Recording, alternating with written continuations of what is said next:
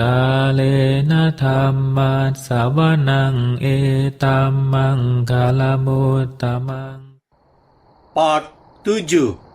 Paticca Samuppada, kemunculan yang dependen. Jnanatiloka Mahathera, Bhikkhu Bodhi, Bhikkhu Thanisaro. Sutta Paticca Samuppada Vibhanga, analisis dari kemunculan bersama yang dependen. Judul asli Paticca Samuppada Vibhanga Sutta, Analysis of Dependent Co-arising. Diterjemahkan dari bahasa Pali oleh Bhikkhu Thanisaro. Penerjemah Laura Perdana. Editor Andrea Kurniawan, Siddhartha Suryameta. Paticca Samuppada, kemunculan yang dependen. Judul asli Paticca Samuppada, Dependent Origination. Penulis Jnanatiloka Mahathera. Penerjemah Jimmy Halim, Leonard Halim. Editor Andrea Kurniawan, Siddhartha Suryameta. Artikel kemunculan dependen yang transendental. Terjemahan dan eksposisi dari Sutta Upanishad. Judul asli Transcendental Dependent Rising, a translation and exposition of the Upanishad Sutta. Penulis Bhikkhu Bodhi. Penerjemah Ane Martani, Hansen Wijaya, Laura Perdana, Laurentius Widianto. Editor Andrea Kurniawan, Siddhartha Suryameta. Sampul dan tata letak Jimmy Halim, Leonard Halim. Tim dana Laura Perdana. Diterbitkan oleh Wijaya Kumara. Hak cipta terjemahan dalam bahasa Indonesia, copyright 2011 Wijaya Kumara. Cetakan pertama November 12.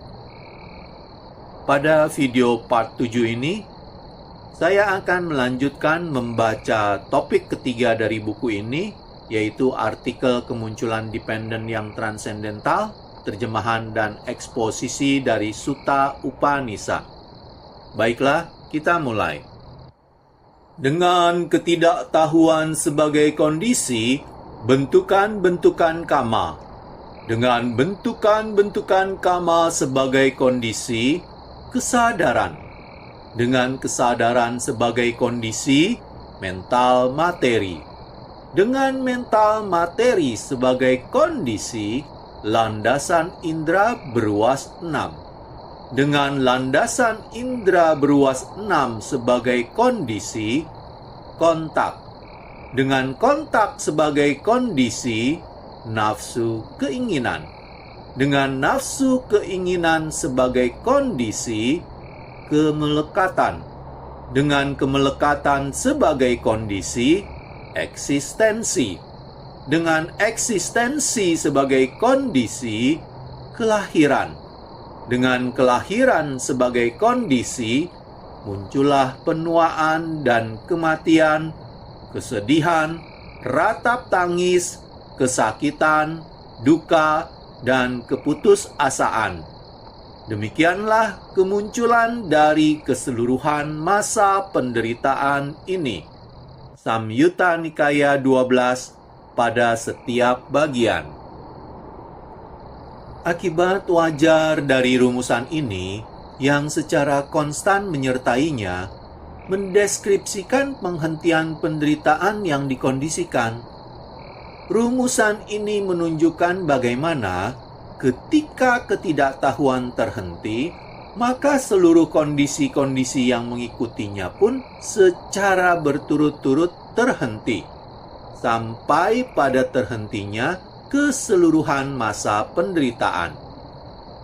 Walaupun prinsip kemunculan dependen dapat diterapkan pada situasi apapun di mana suatu kemunculan fenomena terjadi, tradisi Buddhis Pali telah fokus pada doktrin hampir secara eksklusif dalam hal rumusan beruas 12-nya.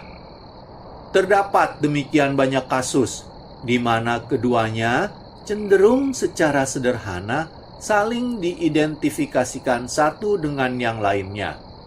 Kemunculan dependen secara sederhana disepadankan dengan rangkaian beruas 12 dan rangkaian beruas 12 dianggap sebagai sebuah pembahasan yang mendalam atas kemunculan dependen. Eksklusivitas dari penekanan ini tidak diragukan lagi memiliki bahaya kekakuan tertentu. Namun, walaupun demikian, eksklusivitas ini bukanlah tanpa justifikasi. Ini karena sasaran dari ajaran Buddha tidaklah abstrak dan teoritis, melainkan konkret dan bersifat membebaskan. Tujuannya adalah pembebasan dari penderitaan yang dipahami dalam makna terdalamnya, yakni sebagai ketidakpuasan dari eksistensi berkesadaran berulang-ulang tanpa hingga di dalam roda penjadian, siklus kelahiran dan kematian yang disebut samsara.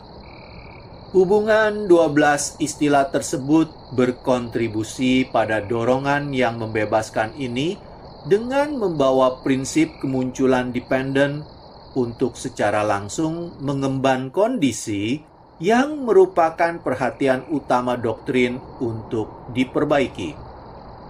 Apabila penderitaan dihasilkan oleh sebab-sebab, maka sebab-sebab dan cara untuk dapat menghentikan sebab-sebab ini harus disingkap dan dipaparkan.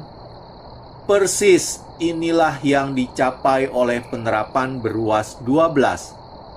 Aspek positif atau langsung dalam kurung anuloma dari penerapan ini adalah ia memberitahukan rantai kausal di balik penderitaan, mendemonstrasikan bagaimana lingkaran eksistensi muncul dan berputar melalui dorongan kuat dari nafsu keinginan, kemelekatan, dan karma yang bekerja dengan bebas di balik tabir pelindung ketidaktahuan.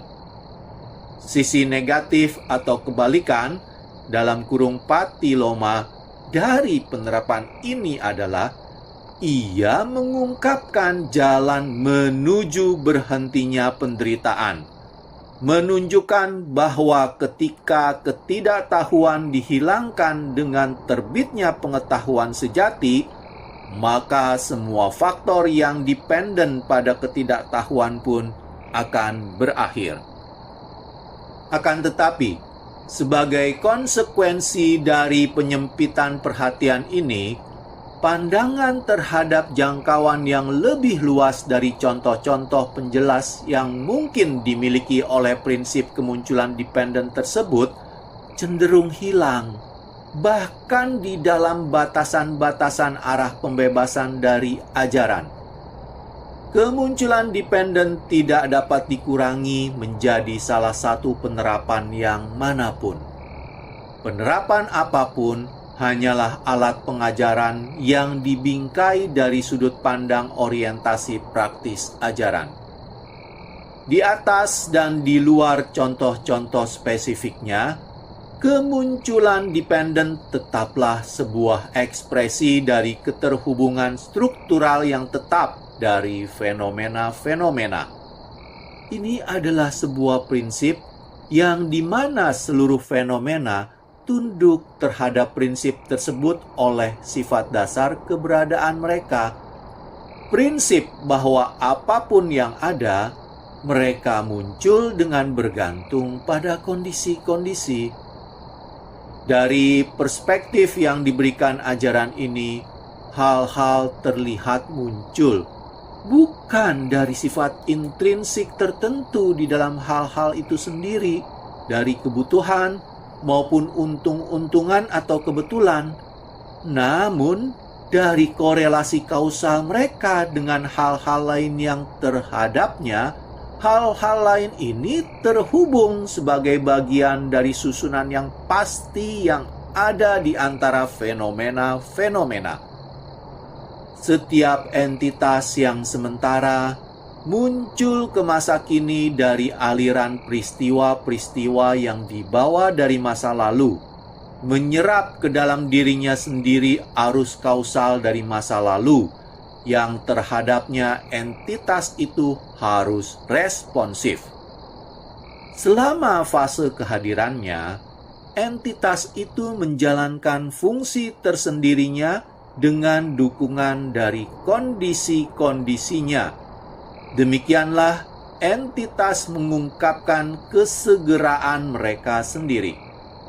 Dan kemudian, dengan penyelesaian aktualitasnya, entitas itu tersapu pergi oleh ketidakkekalan universal untuk menjadikan dirinya sendiri sebuah kondisi yang menentukan masa depan.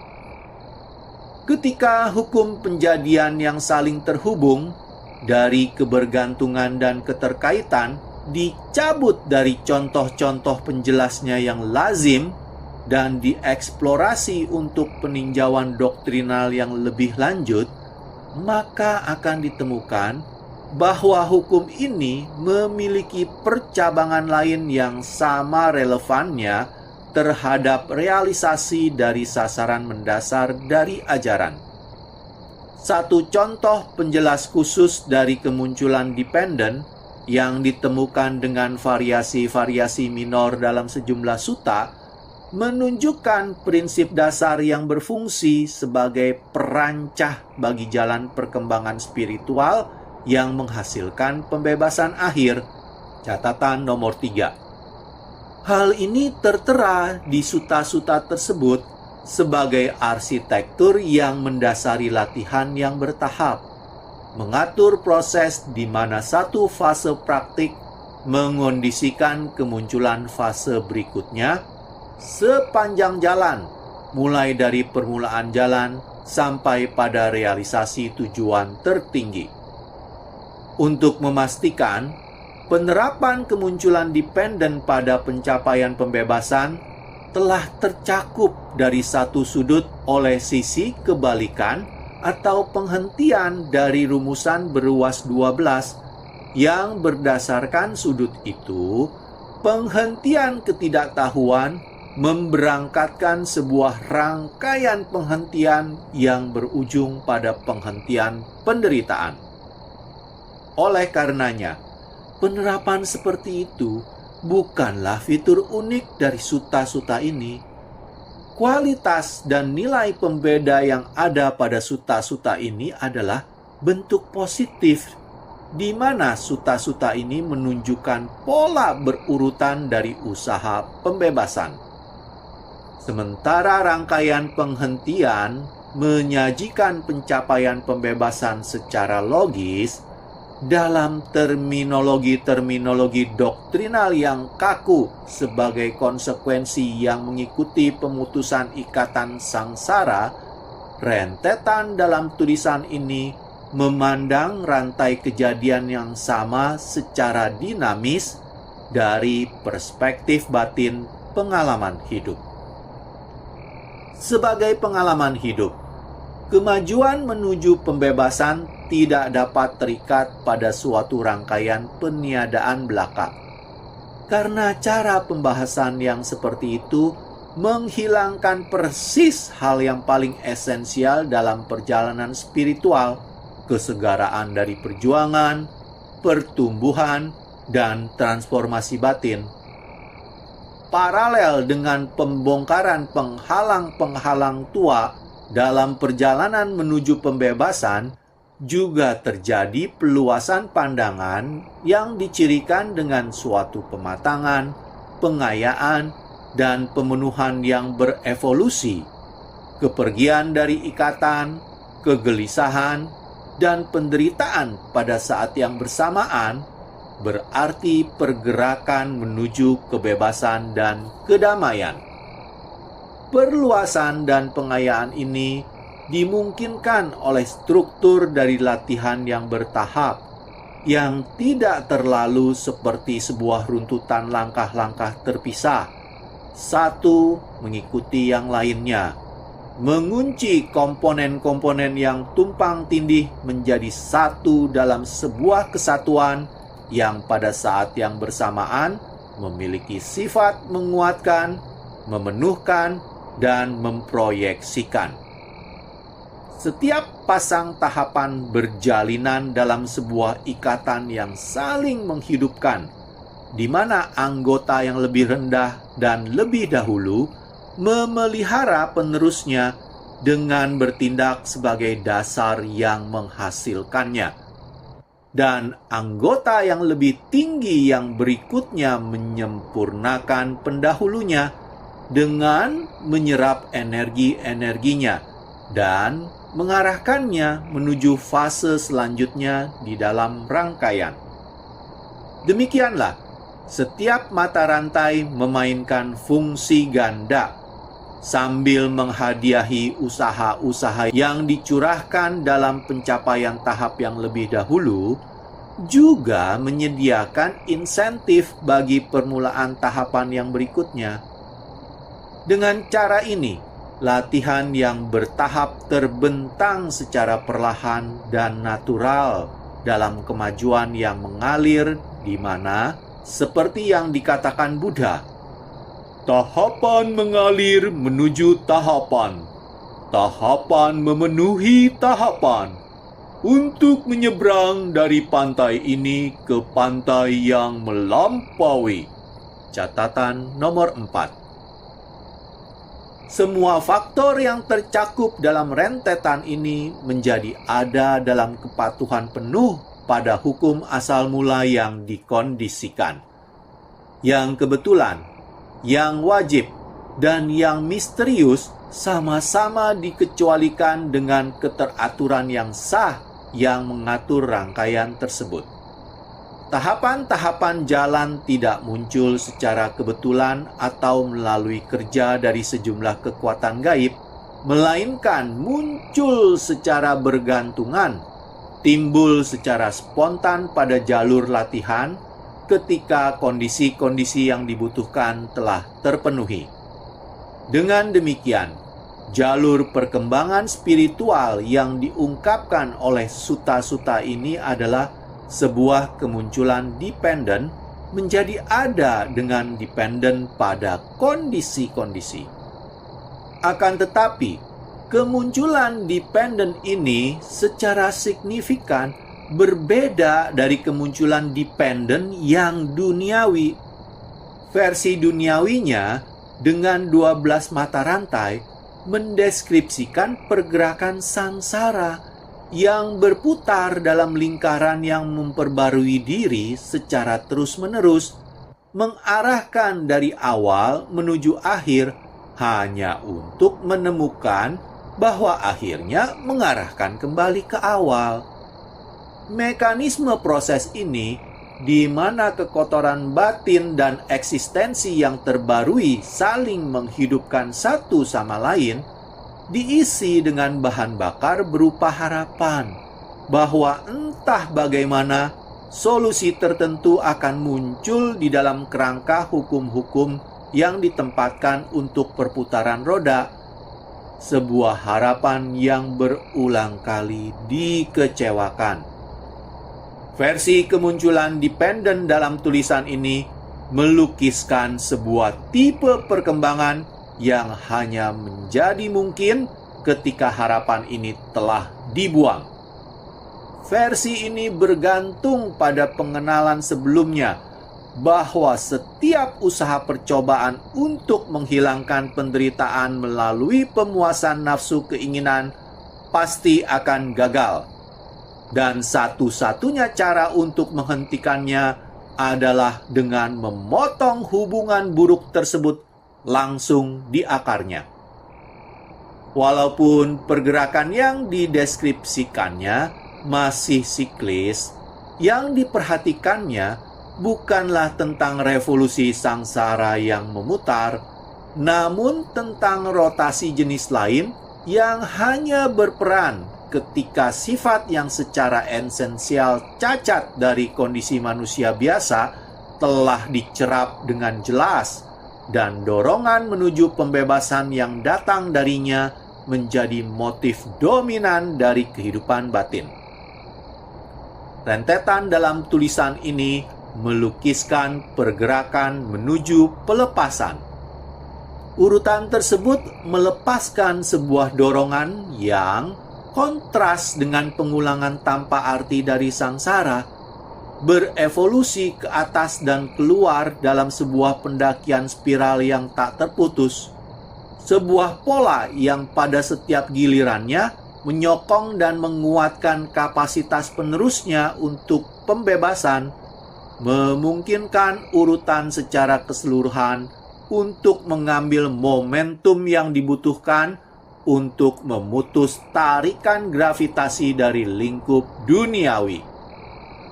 Oleh karena semua fase dalam kemajuan ini muncul dalam ketergantungan pada pendahulu mereka, urutan ini mewakili sebuah kemunculan dependen. Akan tetapi, berbeda dengan versi kemunculan dependen yang lazim.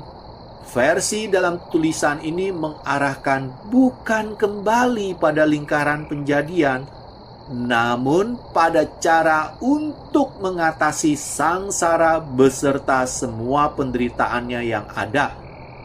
Oleh karenanya, Netnti Pakkarana menyebut rentetan ini sebagai kemunculan dependen yang transendental, dalam kurung Lokuntara Paticca Samuppada, sebuah kemunculan dependen yang mengarahkan pada yang melampaui dunia.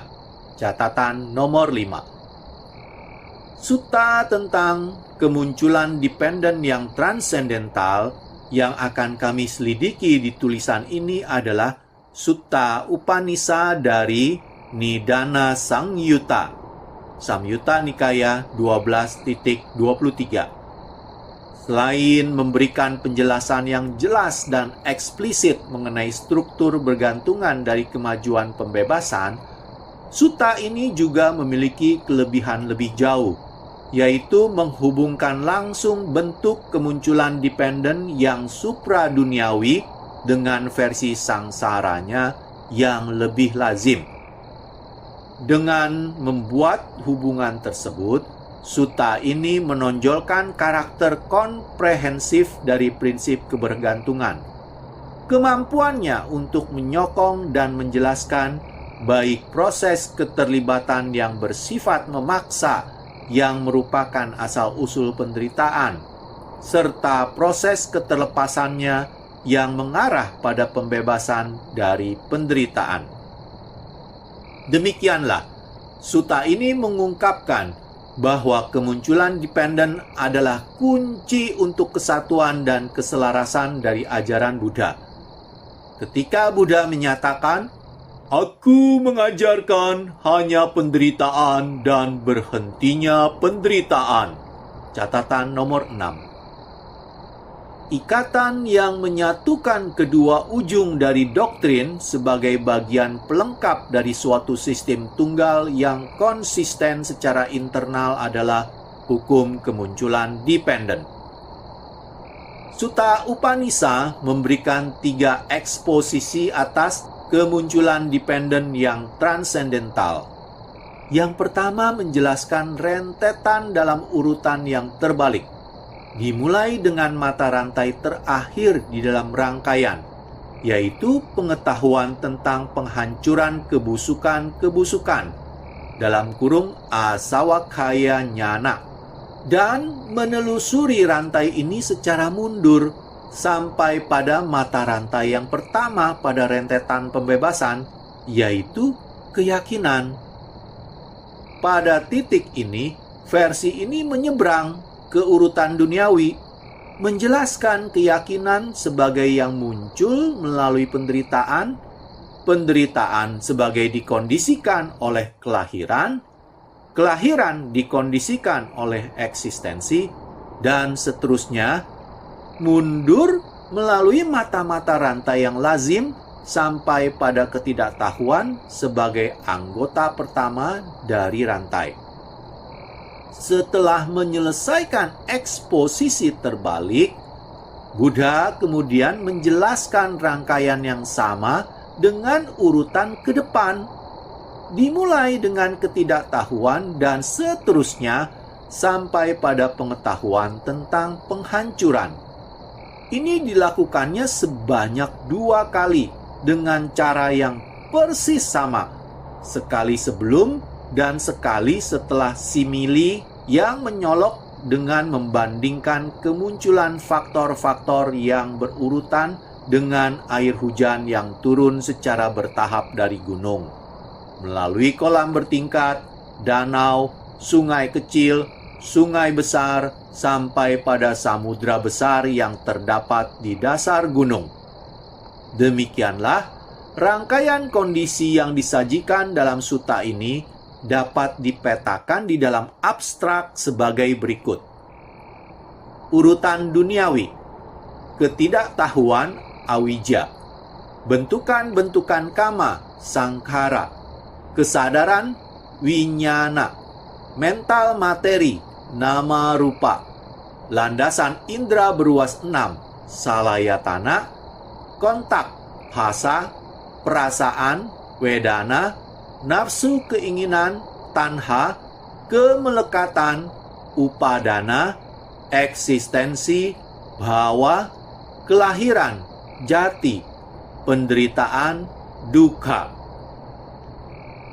Urutan transendental, keyakinan sada, kegembiraan pamoja, kegiuran piti, ketenangan pasadi, kebahagiaan sukha, konsentrasi samadhi, pengetahuan dan visi tentang hal-hal sebagaimana adanya, yatha buta nyana dasana, ketidaktertarikan nibbida, hilangnya nafsu wiraga, pembebasan wimutti, pengetahuan tentang penghancuran kebusukan-kebusukan asawa kaya nyana. Untuk kemudahan penjelasan, kami akan memeriksa mata rantai kemunculan dependen yang transendental dalam urutan langsung. Akan tetapi, sebelum melakukannya adalah berguna untuk dicatat bahwa terdapat signifikansi khusus di dalam penyajian awal dari rangkaian ini secara terbalik. Penyajian semacam itu berperan untuk melemparkan sorotan yang penting pada sifat dari hubungan kausal yang ada di antara jalan menuju pembebasan dan tujuannya. Penyajian tersebut menunjukkan bahwa tipe perkembangan kausal yang ditampilkan oleh kemajuan ini adalah cukup berbeda dari pola kausalitas efisien yang membuta, yang melibatkan kemunculan kebetulan sebuah efek yang berasal dari matrik kausalnya. Sebagai contoh adalah ketika serangkaian perubahan geologis memicu sebuah gempa bumi atau sejumlah atom bergabung untuk membentuk molekul baru yang tertentu.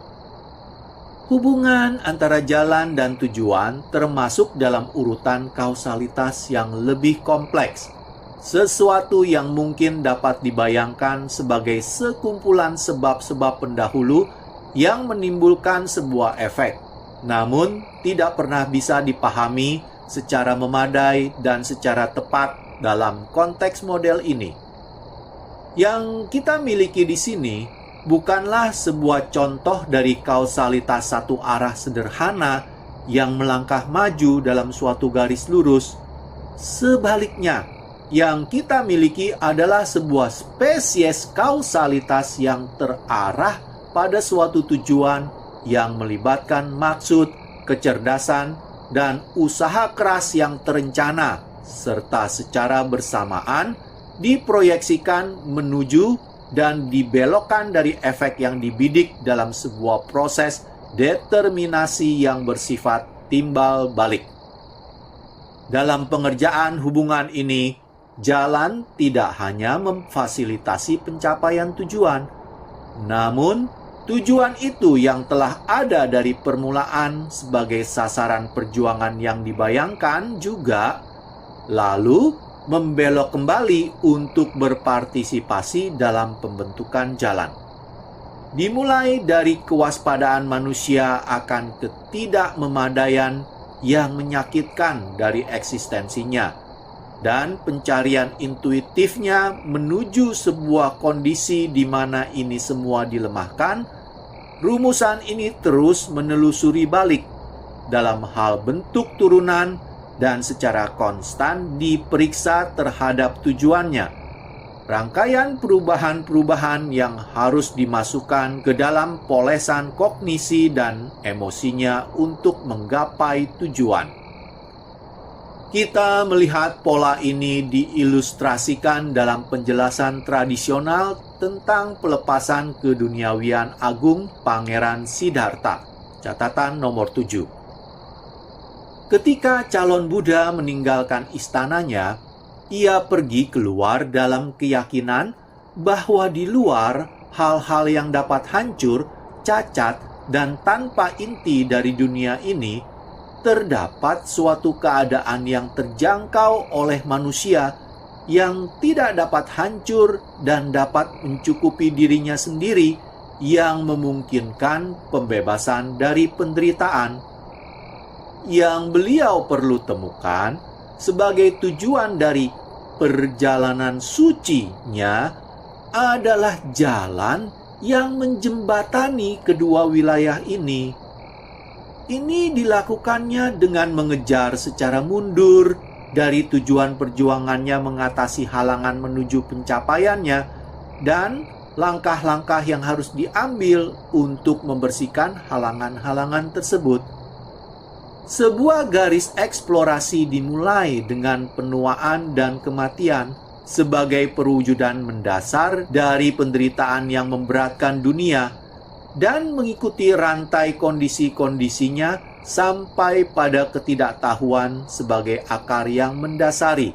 Catatan nomor 8. Lainnya, garis pelengkap dimulai dengan kekotoran-kekotoran batin sebagai halangan utama menuju pembebasan, yang kemudian menemukan bahwa kekotoran-kekotoran batin ditopang oleh ketidaktahuan oleh pikiran yang kacau, dan pikiran yang kacau oleh hubungan kausal yang kembali pada kurangnya keyakinan pada Dhamma yang sejati. Catatan nomor 9. Dari sini diambil kesimpulan, sebagaimana ditunjukkan dalam Sutta Upanisa, bahwa untuk mencapai pembebasan, kekotoran-kekotoran batin harus dihilangkan melalui hilangnya nafsu. Untuk mencapai hilangnya nafsu, ketidaktahuan harus diatasi dengan pengertian benar. Untuk membangkitkan pengertian, pikiran harus terkonsentrasi, dan seterusnya melalui kontra-kondisi sampai pada perolehan keyakinan pada Dhamma yang sejati.